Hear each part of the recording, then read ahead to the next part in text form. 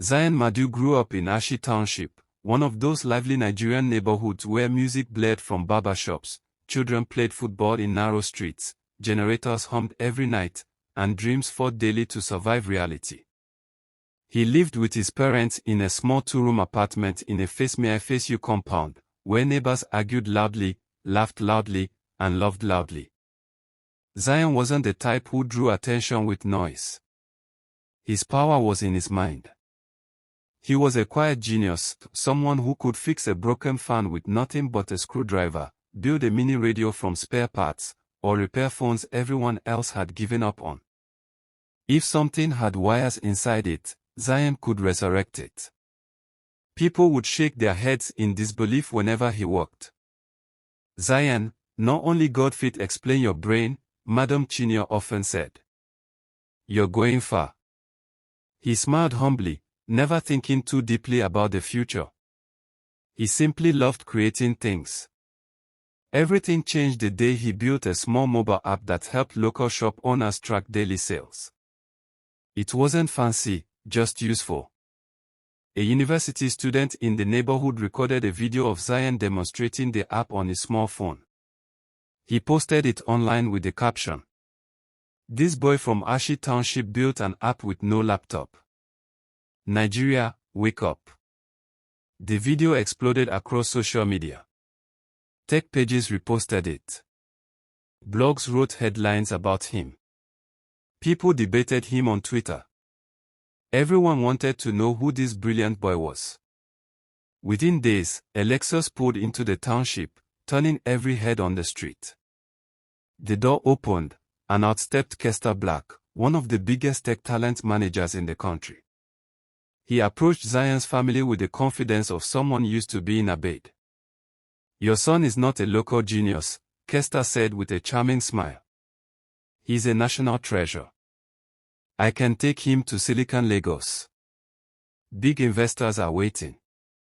Money, comfort, opportunity, everything is available." Zion's parents exchanged hesitant glances. "Will he be protected?" his mother asked quietly.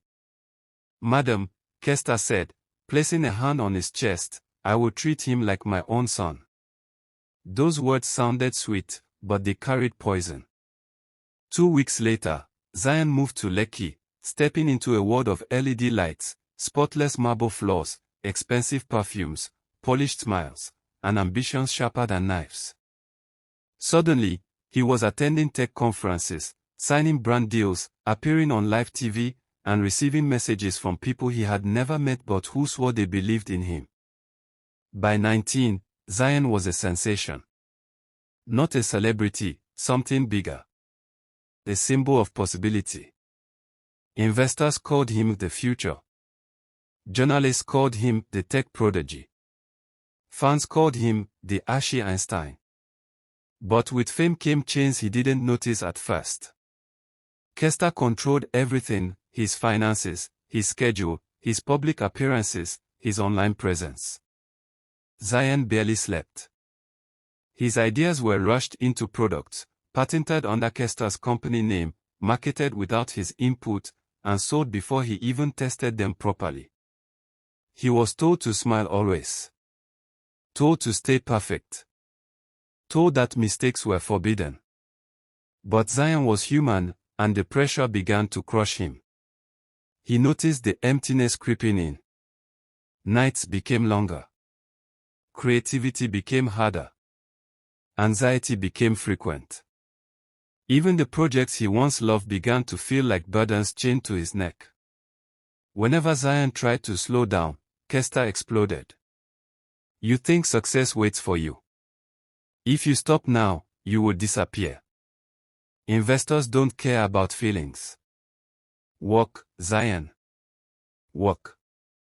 The words stabbed deeper each time. And then came the nightmare he didn't expect. Zion discovered that Kester had been siphoning millions from his earnings through fraudulent accounts, fake invoices, and forged authorizations. Everything Zion thought he owned, his patents, his contracts, his earnings, had slowly been redirected into Kester's pockets. When he confronted him, Kester shouted, You're nothing without me. I made you. I can unmake you. Those words broke something. Not his spirit, his fear.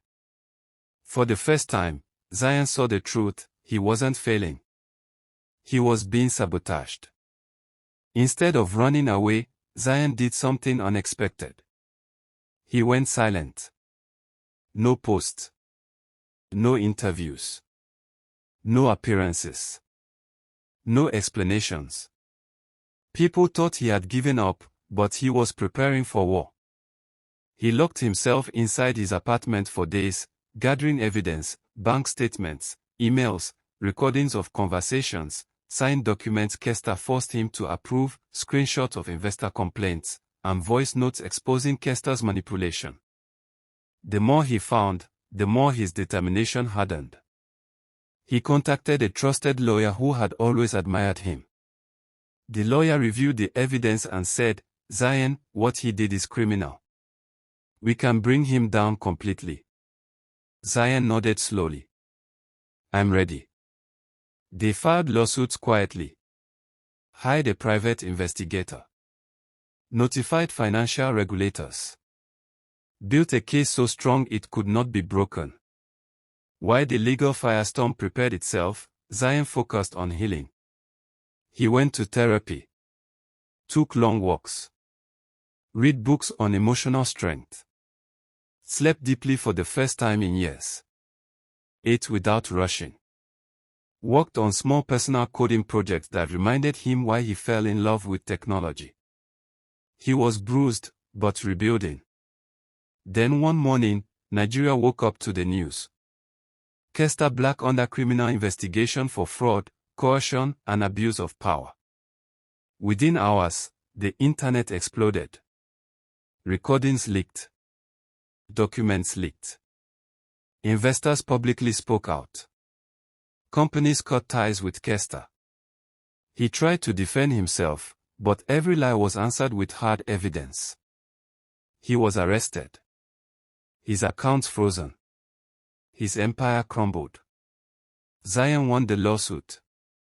Everything Kester stole, money, patents, rights, ownership, returned to Zion with interest. His name was cleared. His reputation restored. His dignity revived. Finally, after weeks of silence, Zion returned to social media with a simple Instagram live. No tears. No long speeches. Just calm truth. He looked directly at the camera and said, "You cannot destroy someone who knows who he truly is." Millions watched. Millions shared. Millions felt empowered. Zion didn't stop there. Using his experience, he launched a new project, a platform that helped young creators protect themselves legally, understand contracts, manage finances, and avoid being exploited. People trusted the platform because it wasn't built by a corporation. It was built by someone who had survived exploitation himself. Zion became more than a tech genius. He became an advocate. A fighter. A symbol of resilience. He regained everything he lost, and built even more. Not for fame. Not for validation. But for purpose. In an interview months later, a journalist asked, "What changed you the most?" Zion smiled softly and said, "I learned that peace without power is fragile. Now I have both, and no one will ever take them from me again." And truly, no one ever did.